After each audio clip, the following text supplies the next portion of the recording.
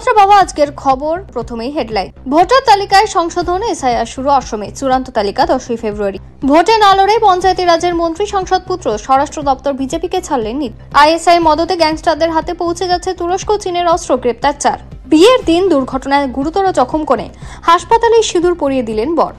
বিস্তারিত খবরে যাওয়ার আগে ভিডিওটিতে একটি লাইক দিন এবং চ্যানেলটি সাবস্ক্রাইব করুন। এখন বিস্তারিত খবর। ভোটার তালিকায় বিশেষ সংশোধন বা স্পেশাল রিভিশন শুরু হলো অসমে। অন্যান্য রাজ্যে চলা এসআইআর এর মতোই শনিবার থেকে রাজ্যের প্রতিটি বাড়ি যাওয়া শুরু করেছেন বুথ স্তরের আধিকারিকরা। গত 17 অক্টোবর অসমে এসআইআর প্রক্রিয়ার কথা ঘোষণা করে নির্বাচন কমিশন। আগামী বছর পশ্চিমবঙ্গ, তামিলনাড়ু, কেরলের পাশাপাশি অসমের 126টি বিধানসভা আসনে নির্বাচন হওয়ার কথা। 1950 জনপ্রতিনিধি আইনের 21 নম্বর ধারায় নির্বাচন কমিশনের নির্দেশ দিয়েছে 2026 সালের 1 জানুয়ারি অনুযায়ী বয়স ধার্য হবে। এতে 2,52,2,775 জন ভোটারের তালিকা সংশোধন হবে। ইতিমধ্যে গত 4 নভেম্বর থেকে দেশের 9টি রাজ্য ও 3টি কেন্দ্রশাসিত অঞ্চলে স্পেশাল ইন্টেন্সিভ রিভিশন বা এসআইআর প্রক্রিয়া শুরু হয়েছে। এই প্রক্রিয়া চলছে পশ্চিমবঙ্গেও, কিন্তু এই প্রক্রিয়ার থেকে উত্তর পূর্বের অসমের ভোটার তালিকায় সংশোধন এসআইআর কিছুটা আলাদা। কমিশন জানিয়েছে, সুপ্রিম কোর্টের নির্দেশে অসমের বাসিন্দাদের নাগরিকত্ব যাচাইয়ের প্রক্রিয়া ইতিমধ্যেই হয়ে গিয়েছে, এখন তা চূড়ান্ত পর্যায়ে রয়েছে। এদিন নির্বাচন কমিশনের এক সূত্র এটিভি ভারতকে বলেন, সরকারিভাবে আজ থেকে অসমে এসআইআর প্রক্রিয়া শুরু হয়ে গিয়েছে। বিএলওরা প্রত্যেকটি বাড়ি গিয়ে ভোটার তালিকা যাচাই করবেন। তিনি আরো বলেন, বিএলওরা আগে থেকে পূরণ করা বিএলও রেজিস্টার পাবেন, সেখান থেকে নির্দিষ্ট এলাকার ভোটারদের তথ্য দেওয়া রয়েছে। এক্ষেত্রে বাড়িতে যিনি রয়েছেন বা যিনি পরিবারের প্রধান, তার ভূমিকা গুরুত্বপূর্ণ।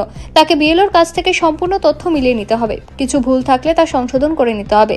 অসমে এসআইআর এর জন্য সব মিলিয়ে 29,656 জন বিএলও কাজ করছে। কোনো ভোটারের নাম একাধিক জায়গায় রয়েছে কিনা, কোনো ভোটার স্থায়ীভাবে তার বাসস্থান পরিবর্তন করেছে কিনা, মৃত ভোটার এবং নতুন ভোটারদের নামে তাকে তালিকাভুক্ত করাতে হবে। বিএলওদের প্রয়োজনীয় 6, 7 ও 8 নম্বর ফর্ম দেওয়া হয়েছে। সূত্রের খবর, কোনো বিএলও যদি গিয়ে দেখেন বাড়িতে তালা লাগানো রয়েছে, তাহলে তারপরও তিনি ন্যূনতম 3 বার ওই বাড়িটিতে যাবেন। সন্দেহজনক ভোটারের ক্ষেত্রে স্বীকৃত ফরেনার্স ট্রাইব্যুনাল অথবা যথোপযোগ্য আদালতের থেকে অর্ডার নিয়ে ভোটারের কোনো পরিবর্তন থাকলে তা করা যাবে। নির্বাচন কমিশনের দেওয়া তথ্য অনুযায়ী খসড়া ভোটার তালিকা প্রকাশিত হবে 27 ডিসেম্বর। এরপর থেকে ভোটাররা তাদের অভিযোগ বা দাবি দাওয়া জানাতে পারবেন 22 জানুয়ারি পর্যন্ত। 2 ফেব্রুয়ারির মধ্যে সমস্যাগুলির সমাধান করতে হবে। চূড়ান্ত ভোটার তালিকা প্রকাশিত হবে 10 ফেব্রুয়ারি। দপ্তর বন্টনের পালা কালি মিটেছে। শনিবার সকালে বিহারের বিভিন্ন দপ্তরের কার্যালয়ে গিয়ে নিজের দায়িত্ব বুঝে নিলেন নবনির্বাচিত মন্ত্রীরা। এদিন সকালে পঞ্চায়েতি রাজ দপ্তরে যান মন্ত্রী দীপক প্রকাশ, যার মন্ত্রিত্ব নিয়ে ইতিমধ্যে বিতর্ক তৈরি হয়েছে। তিনি এনডিএ জোটের সদস্য দল রাষ্ট্রীয় লোক মোর্চার প্রধান উপেন্দ্র কুশওয়াহার ছেলে। শুধু তাই নয়, বিধানসভা ভোটে না লড়ে গত 20 নভেম্বর পাটনার গান্ধী ময়দানে শপথ গ্রহণ অনুষ্ঠানের মঞ্চে হঠাৎ নাম ঘোষণা হয় দীপকের। তিনি বিধান পরিষদের সদস্য নয়। বিহারের অনেক নেতা মন্ত্রীরা অবাক হয়ে যান এই ঘোষণায়, কারণ এর আগে কুশওয়াহা পুত্র যে মন্ত্রী হচ্ছেন তা কেউই জানত না। মন্ত্রীদের দৌড়ে তার নামও ছিল না। কিন্তু মঞ্চে প্রধানমন্ত্রী নরেন্দ্র মোদীর উপস্থিতিতে বিহারের মন্ত্রী হিসেবে শপথ নেন দীপক প্রকাশ। তার পরনে ছিল জিন্সের প্যান্ট। এই পোশাকে শপথ নেওয়া নিয়ে তিনি খবরের শিরোনামে জায়গা করে নেন। স্বভাবত এই সময় এনডিএকে আক্রমণ শানাতে ছাড়েনি বিরোধী ইন্ডিয়া শিবির। বিরোধীরা কুশওয়াহার বিরুদ্ধে পরিবারবাদের অভিযোগ তোলে। বিরোধী নেতাদের প্রশ্ন, একজন সাংসদের ছেলে সরাসরি মন্ত্রী হয়ে গেলেন, এটা গণতন্ত্র বিরোধী। এর জবাবে সোশ্যাল মিডিয়ায় দীর্ঘ পোস্ট করে উপেন্দ্র কুশওয়াহা।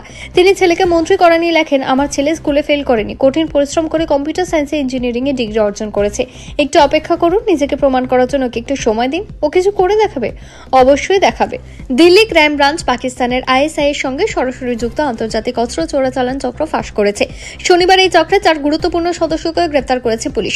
আধিকারিকদের মতে, তুরস্ক ও চীনে তৈরি অত্যাধুনিক দামি পিস্তল অবৈধভাবে সরবরাহ করার অভিযোগে 4 জন অভিযুক্তকে গ্রেপ্তার করা হয়েছে, যেগুলি পাকিস্তানের হয়ে ভারতে আনা হয়েছিল বলে দাবি পুলিশের। পুলিশ জানিয়েছে, অভিযুক্তদের মধ্যে রয়েছে অজয়, মনদীপ, দলবিন্দর এবং রোহান। জানা গিয়েছে, অভিযুক্তদের কাছ থেকে প্রচুর পরিমাণে বিদেশি অস্ত্র, গোলাবারুদ উদ্ধার করেছে পুলিশ। মোট 10টি বিদেশি পিস্তল এবং 91টি তাজা কার্তুজ উদ্ধার করা হয়েছে। এই অস্ত্রগুলি দিল্লি এবং প্রতিবেশী রাজ্যগুলিতে সক্রিয় অপরাধী এবং গ্যাংস্টারদের কাছে সরবরাহ করা হচ্ছিল বলে পুলিশ সূত্রে জানা গিয়েছে। পাশাপাশি এই ধরনের অস্ত্র ড্রোনের মাধ্যমেও পাঞ্জাবে ফেলে দেওয়া হতো বলেও জানা গিয়েছে। ক্রাইম ব্রাঞ্চের ডিসিপি সঞ্জীব কুমার যাদব বলেন, এই চক্রের অভিযানের পদ্ধতি ছিল অন্যরকম। পাকিস্তান থেকে চোরাচালানের মাধ্যমে অস্ত্রগুলি ড্রোনের মাধ্যমে ভারতে, বিশেষ করে পাঞ্জাবের সীমান্তবর্তী এলাকায় ফেলা হতো। সেখান থেকে অভিযুক্তরা এই অস্ত্রগুলি সংগ্রহ করে দিল্লি, এনসিআর এবং প্রতিবেশী রাজ্যগুলিতে সংগঠিত অপরাধ চক্রের কাছে চড়া দামে বিক্রি করত। তিনি আরো বলেন, পুলিশের এই অভিযান কেবল অবৈধ অস্ত্রের রমরমাকে ফাঁস করা গিয়েছে তাই নয়, বরং সীমান্ত পেরিয়ে দেশবিরোধী কার্যকলাপে আইএসআই এর জড়িত থাকার বিষয়টিও নিশ্চিত করা গিয়েছে। বাজেয়াপ্ত জিনিসের মধ্যে রয়েছে 10টি দামি বিদেশি পিস্তল তুরস্ক এবং চীনে তৈরি বলে নিশ্চিত হওয়া গিয়েছে এবং 92টি তাজা কার্তুজ। এই পিস্তলের উচ্চমানের এবং দামের কারণে অপরাধ চক্রগুলির মধ্যে এগুলির চাহিদা ছিল বেশি। ক্রাইম ব্রাঞ্চের এক শীর্ষ আধিকারিক জানান, এই চক্রটি কেবল অপরাধমূলক কর্মকাণ্ডকে উৎসাহিত করছিল না, বরং দেশের অভ্যন্তরীণ নিরাপত্তার জন্য মারাত্মক হয়ে উঠেছিল ক্রমেই। পুলিশ আধিকারিক বলেন, ড্রোনের মাধ্যমে পাকিস্তান থেকে অস্ত্র পাচারের সঙ্গে সঙ্গে আইএসআই জড়িত থাকার বিষয়টি প্রকাশ পাওয়া যথেষ্ট উদ্বেগের বিষয়। এই পদক্ষেপ দিল্লি এবং আশেপাশে এলাকায় বেশ কয়েকটি বড় ঘটনা রোধ করতে সাহায্য করেছে। বাড়ির অমতে পালিয়ে গিয়ে বিয়ের কথা হামেশাই শোনা যায়, কিন্তু হাসপাতালের জরুরি বিভাগে বিয়ের মণ্ডপ, এমন বিরল বিয়ের আসর বসেছিল দক্ষিণী রাজ্যের একটি বেসরকারি হাসপাতালে। এই বিয়ে সিনেমাকেও কিন্তু হার মানিয়ে দেয়। বিয়ের দিন সকালে পথ দুর্ঘটনায় গুরুতর চোট পান কনে, তাকে হাসপাতালে ভর্তি করতে হয়। এদিকে বিয়ের শুভ লগ্ন পেরিয়ে যাচ্ছে, উদ্বিগ্ন দুই পরিবারের লোকজন।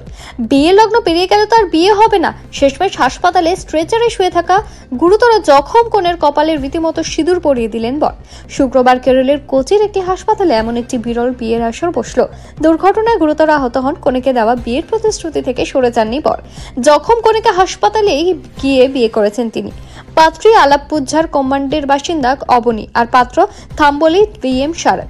এদিন দুপুরে শুভ সময় বিয়ের লগ্ন ছিল। সকালে বিয়ের সাজগোজের জন্য অবনী কুমারাকমে যাচ্ছিলেন, কিন্তু পথেই ঘটল বিপর্যয়। তিনি যে গাড়িটিতে যাচ্ছিলেন সেটি নিয়ন্ত্রণ হারিয়ে ফেলে একটি গাছে সজোরে ধাক্কা মারে।